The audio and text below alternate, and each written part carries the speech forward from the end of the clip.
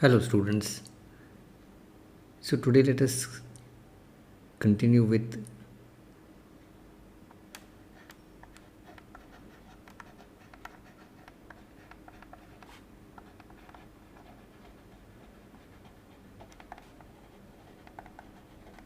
synaptic transmission of impulse.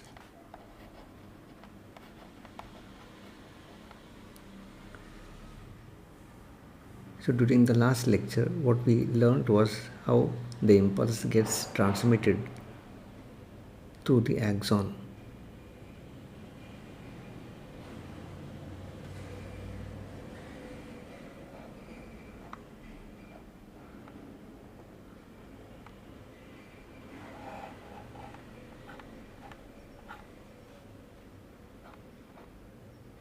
These are the dendrons.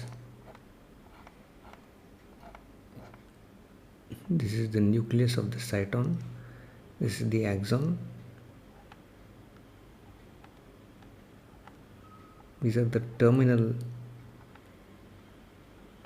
branches and they end up in these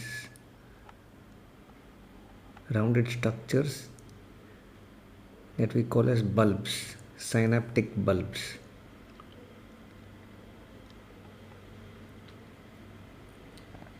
And this part now will communicate with either it is this end of the synapse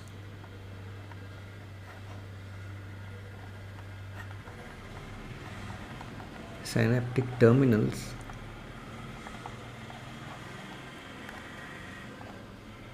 what do? They communicate with either another nerve or a muscle or a gland. So these muscle and gland, these are called as effectors. So either there will be nerve to nerve or nerve to muscle and nerve to gland. Okay. Most of these connections, there will be a chemical transmission of impulse. It is the synapse is often chemical. Why this is different from axon? But because in an axon there is a continuity, whereas here there is a gap. The synapse means gap.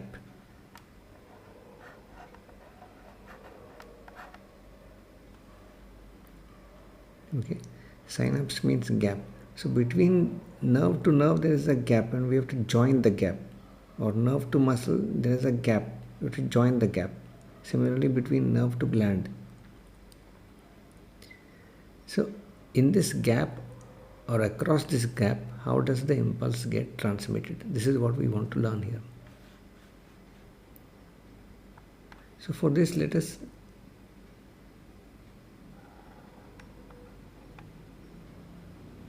show over here how does this part look like.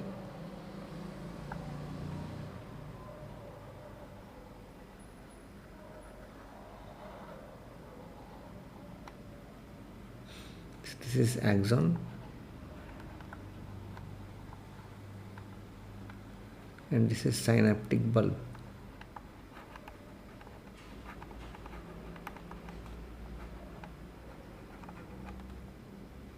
This part is a synaptic bulb.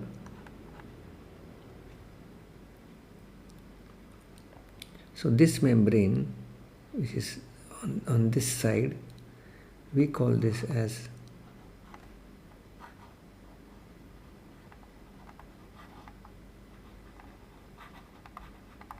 presynaptic membrane, and on this side there will be something else, either a nerve or probably a muscle or a gland cell. So we will show this in this way.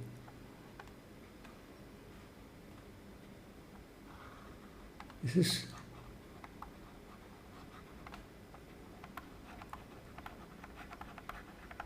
postsynaptic membrane.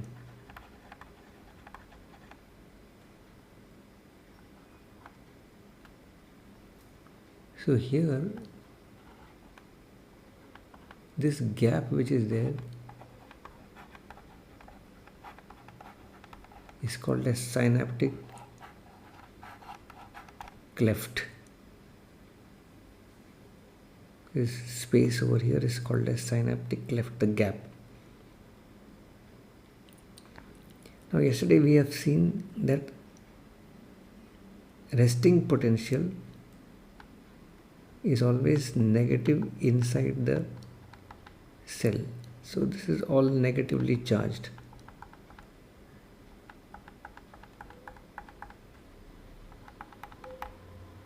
And the outside is positively charged.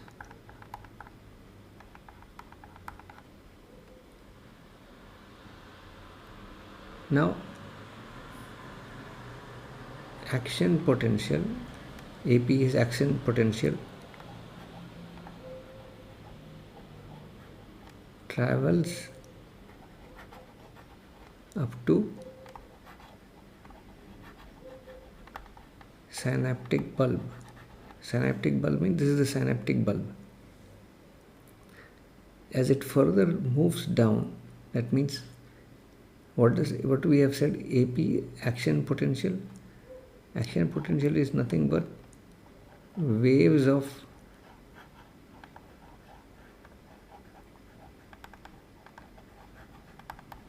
depolarization. So depolarization will travel down this synaptic bulb.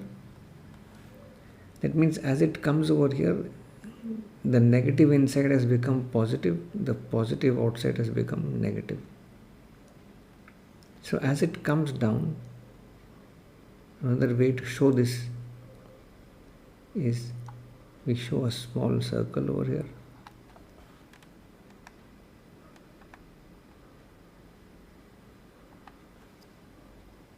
And we will show that this has become positive and this has become negative.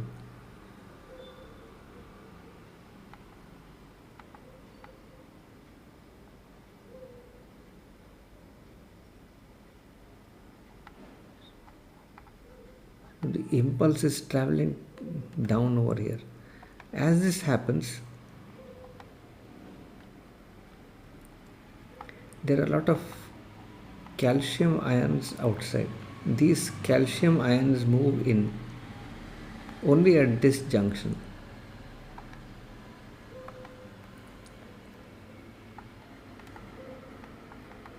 So calcium ions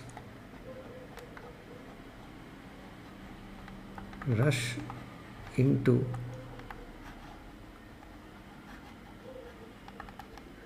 synaptic bulb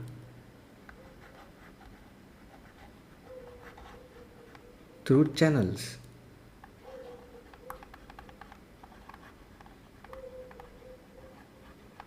There is a special door for everybody. There is a special door for calcium. So through these calcium channels, they will rush inside.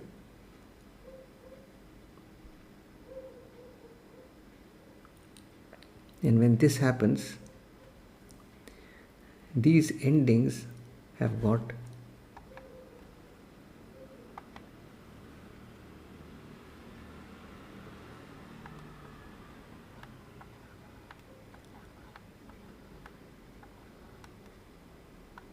synaptic vesicles.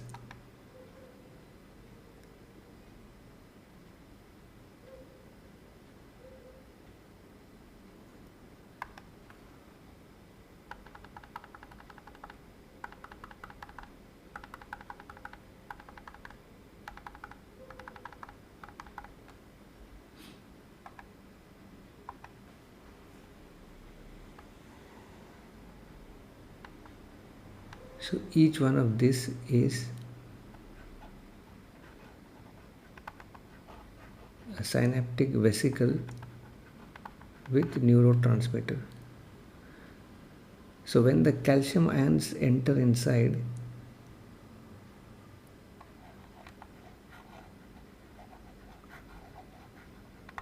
synaptic vesicles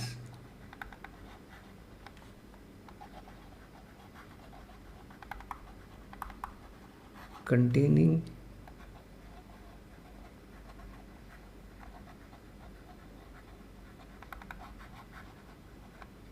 neurotransmitters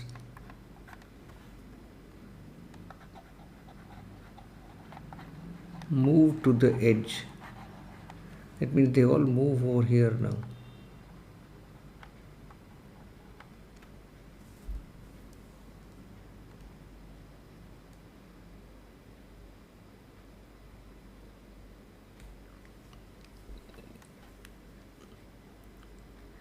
So these neurotransmitters, what are they? These are chemicals. They are amines. They could be amines, or there could be amino acids, etc. For example,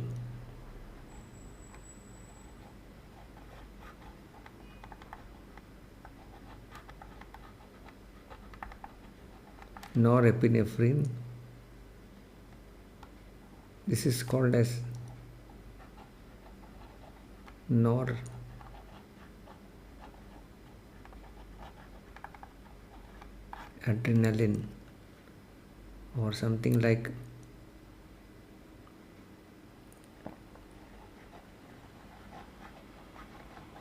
acetylcholine,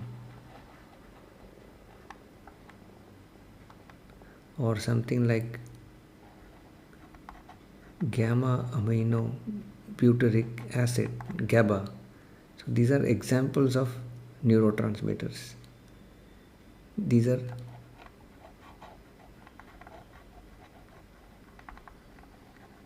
synthesized in cytosol and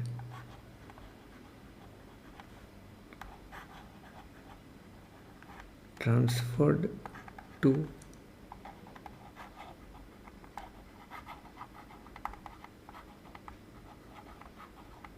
synaptic bulbs. So they have to travel from one end to the other.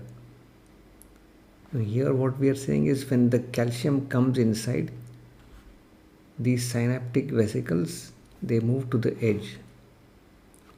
So this part of the diagram over here we can redraw.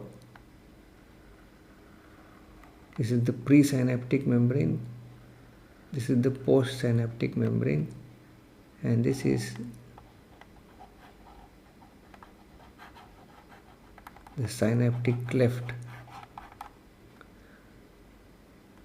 So a vesicle which was over here, it moves down this way, and let's say it has come over here. Now the neurotransmitter substance inside will enter into this space over here. It means the membrane merges and it releases the neurotransmitter here. So under influence of calcium ions which rust inside, therefore vesicles migrate edge of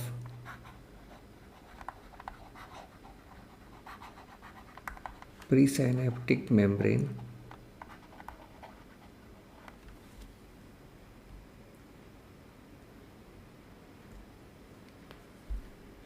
once they migrate to the edge of the presynaptic membrane,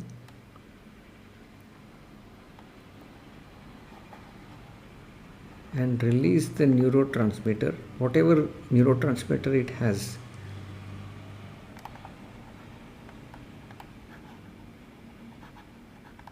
Into synaptic cleft.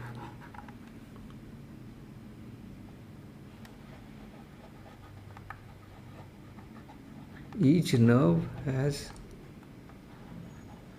only one type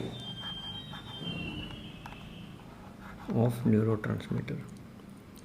But at the synapse there can be more than one nerve, so there are multiple types of neurotransmitters.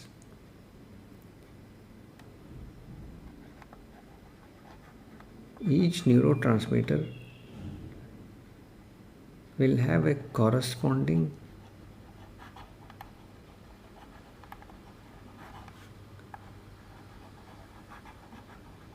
receptor in postsynaptic membrane. So let us assume, suppose this neurotransmitter over here is triangular in shape.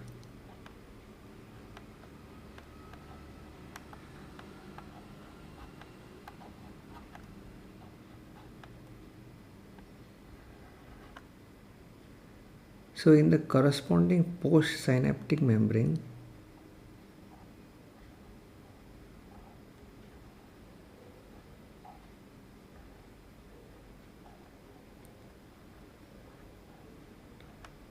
these are the receptors.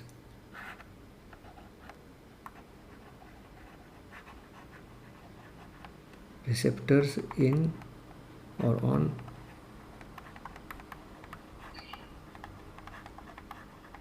postsynaptic membrane. So this will bind to it now.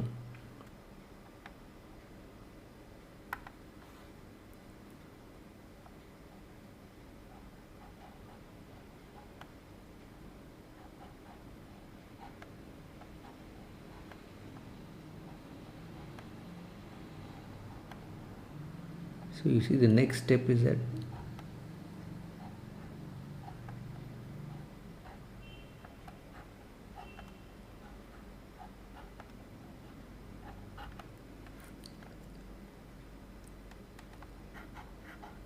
neurotransmitter will bind to receptor, where in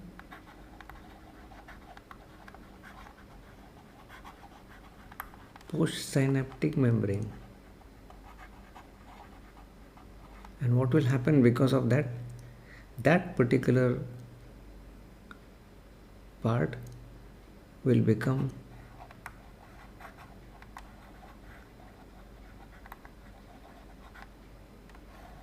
depolarized, and this leads to action potential, and this leads to changes in effector. So the impulse gets transmitted either from nerve to gland or nerve to muscle or nerve to nerve.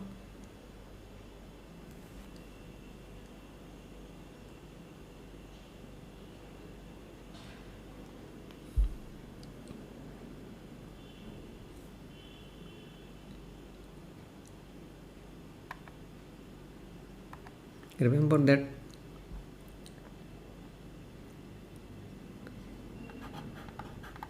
at synapse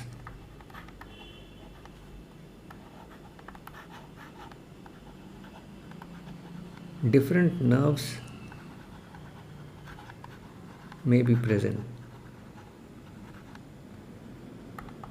Hence, at junction, this is all processed.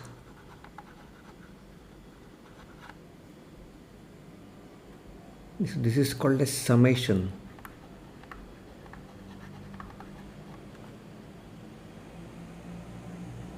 Addition of different kinds of impulses, integration of different types of impulses at the synapse takes place. So that's called a summation. Just to give you an idea, some neurotransmitters, they cause excitation. Some neurotransmitters, they cause inhibition. Why inhibition? Because at that postsynaptic potential, they make it more negative. So they make it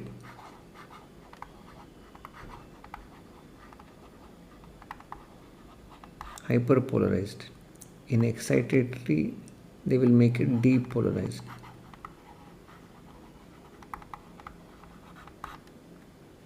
So when there is inhibition of an impulse, it is going to get more negative inside, more positive outside. In depolarization, what is inside becomes positive, what is outside becomes negative. So some neurotransmitters, they cause excitation, some neurotransmitters cause inhibition. And although one nerve secretes only one type of neurotransmitter,